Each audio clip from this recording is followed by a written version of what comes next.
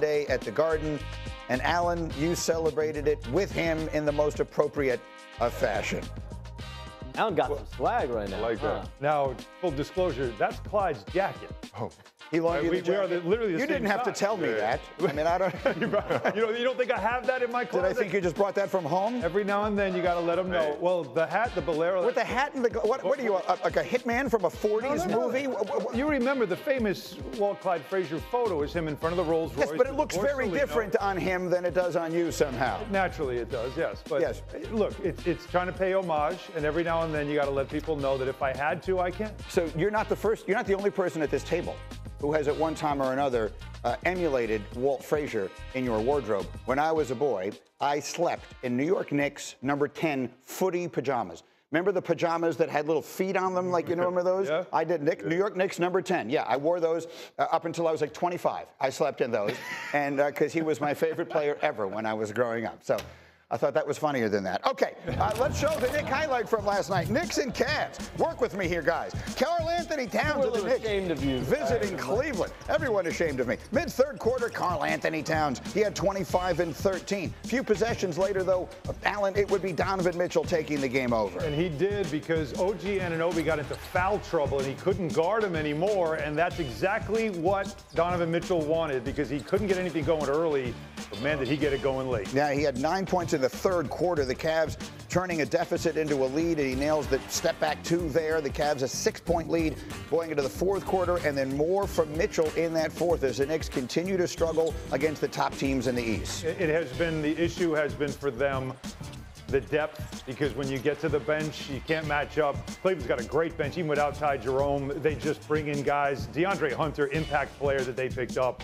That depth is going to be tough to match up with in a playoff series. 27 for Mitchell last night as the Cavaliers get the win. So to point it out, the Knicks are now 0-6 against the Cavs and Celtics this year. They've lost those games by an average of 21 points. 4 of their 5 worst losses this season have come to Cleveland and Boston. And the bad news, look, the Knicks are having a very good year, but the bad news is it's Cleveland and Boston they're going to have to deal with if they're going to do anything substantial this year. In the reverse order, they would get Boston in the second round. That's just the way this thing is going to line up if both those teams get out of there. And you have concerns about the Knicks, and what are they? First of all, if they match up with Boston or Cavaliers, it's a nightmare, right? They don't have enough depth. I'm a big Knicks fan, but I do not trust anybody that's coming off the bench. This is a 5-man team, right? You're going into the playoff with 5 guys that you trust.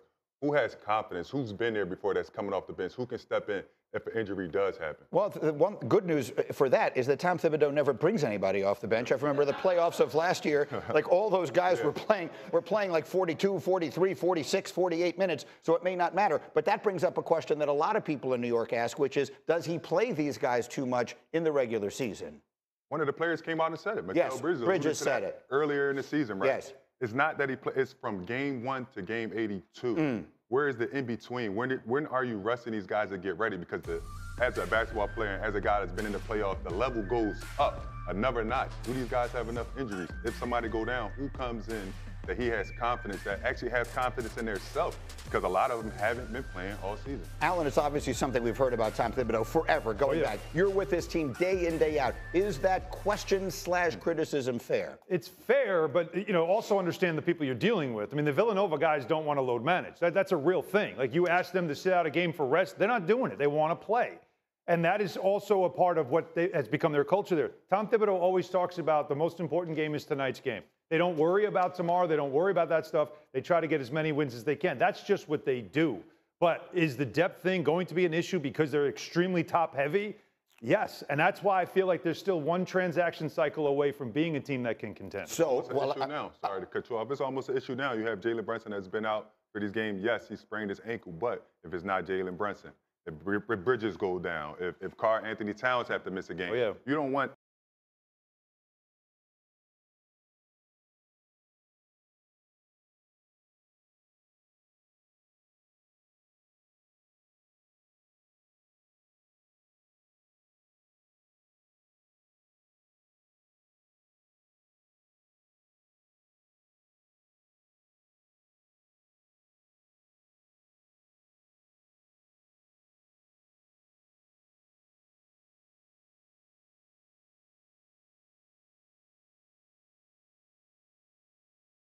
They got Mikal Bridges, and then they got Karl Anthony Towns. There's only so many big moves you can make. They don't have an allotment of first-round picks at their disposal anymore either.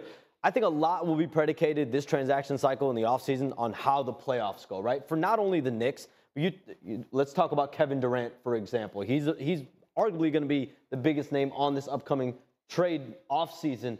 What does the market look like for him? There was mutual interest with Minnesota, with Houston, with New York, with San Antonio, and Miami. A lot will be predicated on which of those teams loses early. Which team feels like they're a Kevin Durant away from winning a championship? Could that be the Knicks? Potentially. Yeah, and that's why right now headlines are being written the minute you finish that sentence about Kevin Durant to the Knicks, because that will be the chatter, and that's what's going to happen, because it does here in New York. It's going to in Houston, of course, as well. The teams that feel like they're one piece away, and of course, it's going to be what's the cost. All right, I want to stay with this because we had a good conversation with Marcus this morning, and he made a point I would like to bring up. We were going to do a feature called One Reason Why, but we're going to limit it to just one team because your thought was so interesting. Give me one reason why you believe, and I haven't had many people say this on this program, why you believe the Los Angeles Lakers, led by Luka Doncic and LeBron James, can win the NBA championship this year.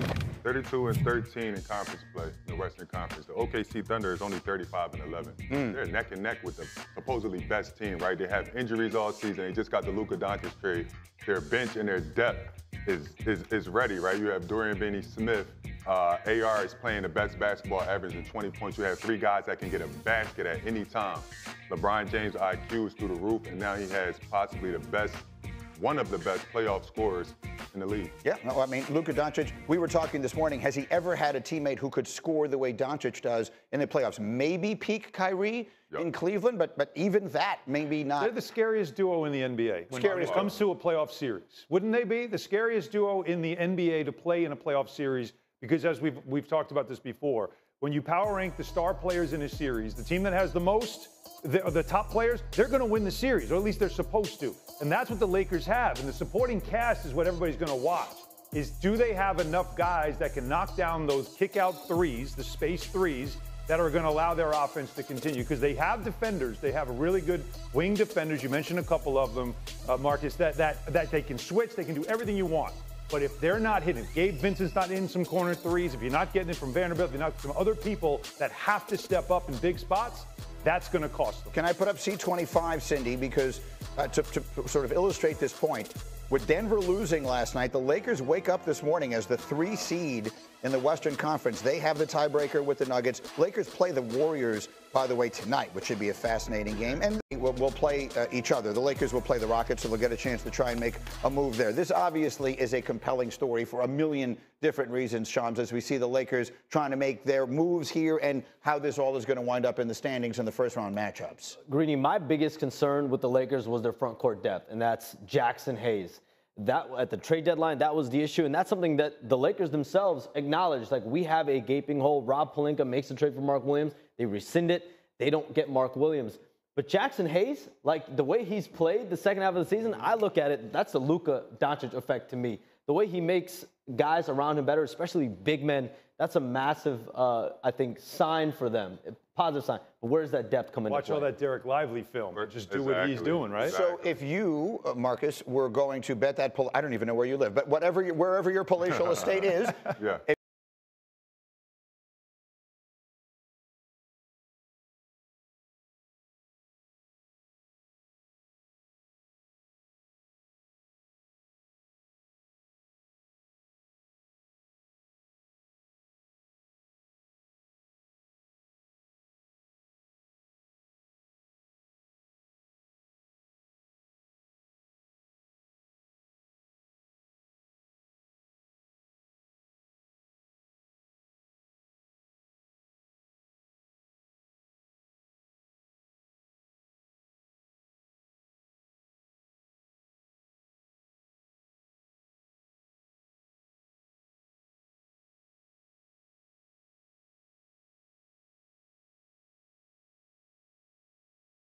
Six minutes, and defending. James can get off the ball, like you said earlier, and Luka Doncic can control the game. He can get in